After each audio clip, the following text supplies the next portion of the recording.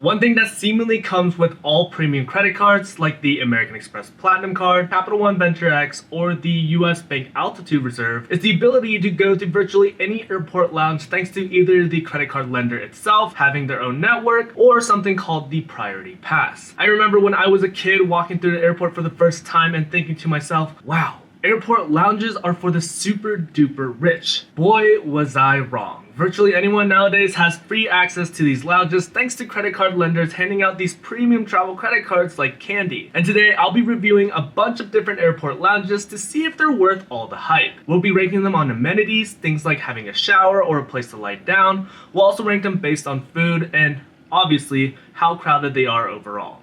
Let's begin. If you've ever scrolled on the Priority Pass app, one of the most unique airport lounges provided by the Priority Pass are Minutes Suites. They're basically like these pod-like rest areas that seem to be pretty private, kind of resembling a small office. When you're inside, the decor isn't all that enticing, but it does provide you with everything that you need to kind of shelter yourself off from the rest of the airport. Keep in mind that getting into one of these suites isn't as easy as you might think. Premium cards like the Venture X and Platinum don't actually give you access. Inside one of these rooms at the LaGuardia Airport that are uniquely named after the boroughs of New York City is a couch that's decently sized, a desk that barely fits a computer, and a small TV that allows you to watch stuff on YouTube and Netflix. And judging by this shot right here, you can tell how exactly big these rooms or how exactly small these rooms are. And for whatever reason, only the first hour that you stay in these suites is free, meaning after an hour you'll have to pay an additional fee to continue staying in one of these rooms. Overall, I give Minutes Suites a 0 out of 5 for amenities because they don't have showers, 0 out of 5 because while there was snacks, you had to pay for them, and a 5 out of 5 for crowdedness just because you do kind of get your own little room. Next is the club at the Las Vegas airport. I think there's about 20 locations across the United States,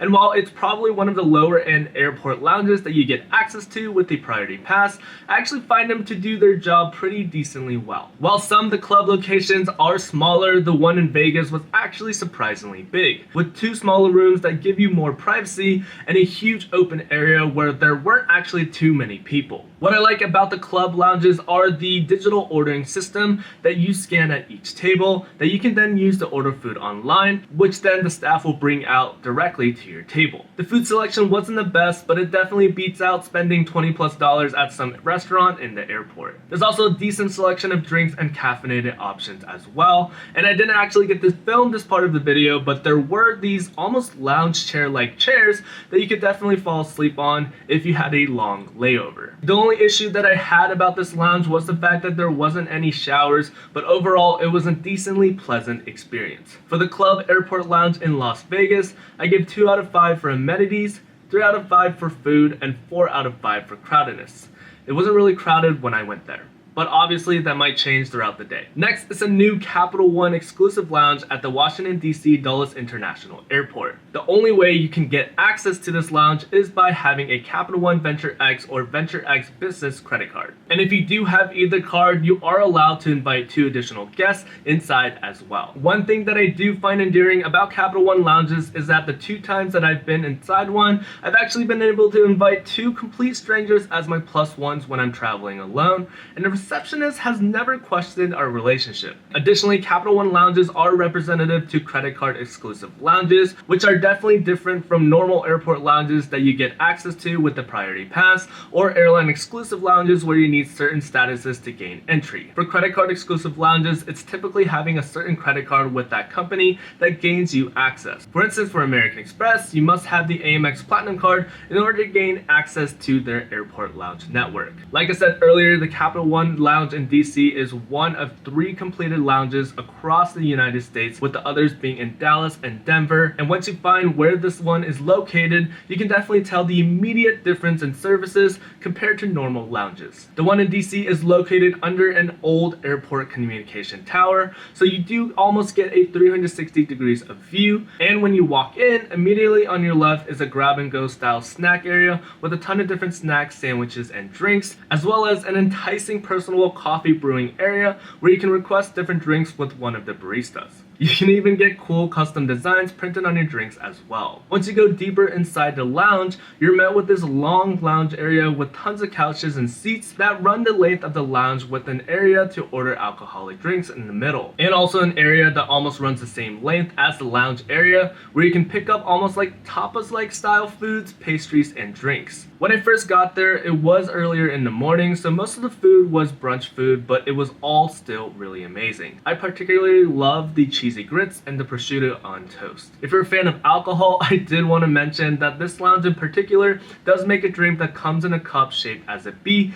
so if you're interested in that, definitely come and check it out. Additionally, this lounge also had these working nooks that didn't really provide 100% separation from the other areas of the lounge, but was conveniently placed at the far end of the lounge so that noise was almost kept at an absolute minimum. One thing, however, that I didn't see within this lounge was access to showers, which was a bummer because showers are provided at the Dallas location, but overall I thoroughly enjoyed my experiences here. Overall, for the Capital One Lounge in DC, I'd give it a 4.8 out of 5 for amenities just because they were outstanding with everything except for a place to shower. A 5 out of 5 for food, definitely recommend you go try it out, and a 5 out of 5 for crowdedness, but keep in mind I did come here within the first 2 weeks of it officially opening, so it may or may not be more crowded now. For our next lounge, we have a co-op airport lounge with Air France and Korean Air at the same airport. This is probably going to be your most typical airline exclusive lounge. I don't actually know if you need a certain airline status in order to come in, as I did get access through the priority pass. Once inside, I was actually kind of shocked how different it was compared to the Capital One lounge that I had just left, where instead of an assortment of huge lounging areas, this lounge only had one large lounging area where people were literally packed like sardines inside. For the food itself, it wasn't all that amazing either. Definitely better than the food that you could possibly get at the club, but still way less competitive than what you could ever get at the Capital One lounge.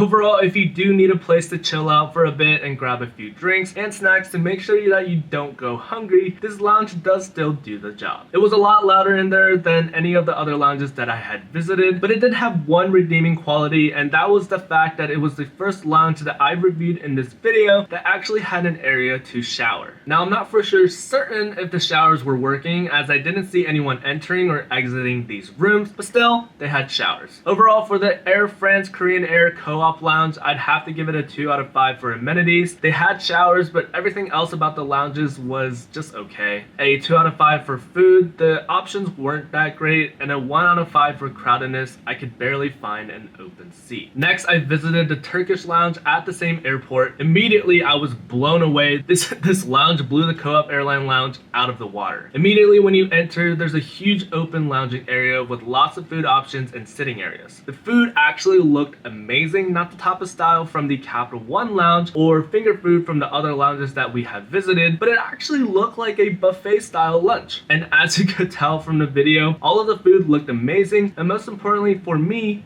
hot. In addition to that, the lounge also had an assortment of desserts, drinks, and caffeinated beverages, and if you step towards the back, they even have an extended, more secluded area where the alcoholic bar was. And yes, this lounge also did have areas for showers, which is always a fantastic way to get clean after a long haul flight or doing a long layover. Overall, I'd rate the Turkish Lounge a 5 out of 5 on amenities, had everything that you needed in terms of amenities, a 5 out of 5 on food, the food looked delicious, and a 4 out of 5 on the crowdedness. There was a lot of people, but you could definitely still find seating. Next is the Lufthansa, Senator, and Business lounges in the same airport. This was 2 separate lounges within the same area, with the Business Lounge being the one that you actually get access to with the priority pass, but the lady at the front desk was extremely nice and let me visit the first class lounge as well after I explained what exactly I was trying to do. For the Business Lounge, you had to take a flight upstairs, downstairs, but it opens up into a pretty big airport lounge that's separated into 3 different parts. The first being the main dining area with the food in the back and almost a cafeteria style tables. I did enjoy the different time zones that were displayed on the right side with Hong Kong, Frankfurt, DC, and London. For the food itself, it was an okay selection of food. Definitely will fill you up, but it wasn't as appealing as the food in the Turkish Lounge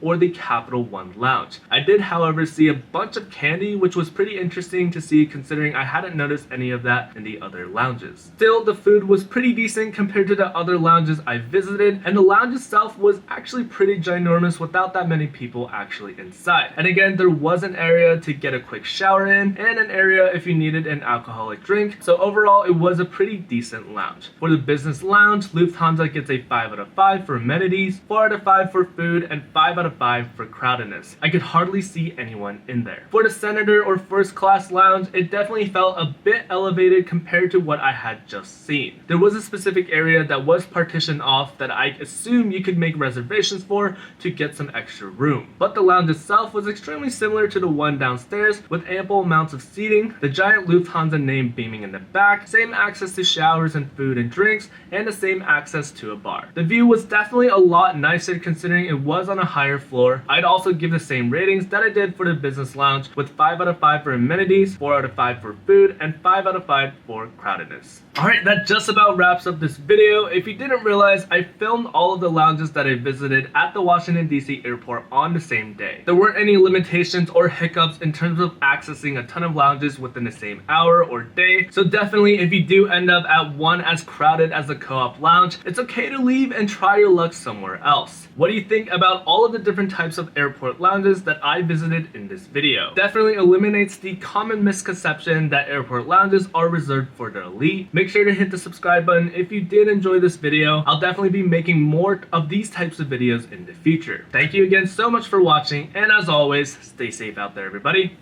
Peace. Those of you out there that are new to the channel, hi, my name is Eric. I generally talk about everything credit card related, but more recently I've been making videos on broader financial topics such as these videos right here. The main goal for this channel is to provide informational and meaningful financial related content that everybody everywhere can enjoy. So again, if you'd like to support that dream, make sure to hit that subscribe button. And with that, thank you for watching as always. Until next time, everybody, stay safe out there. Peace.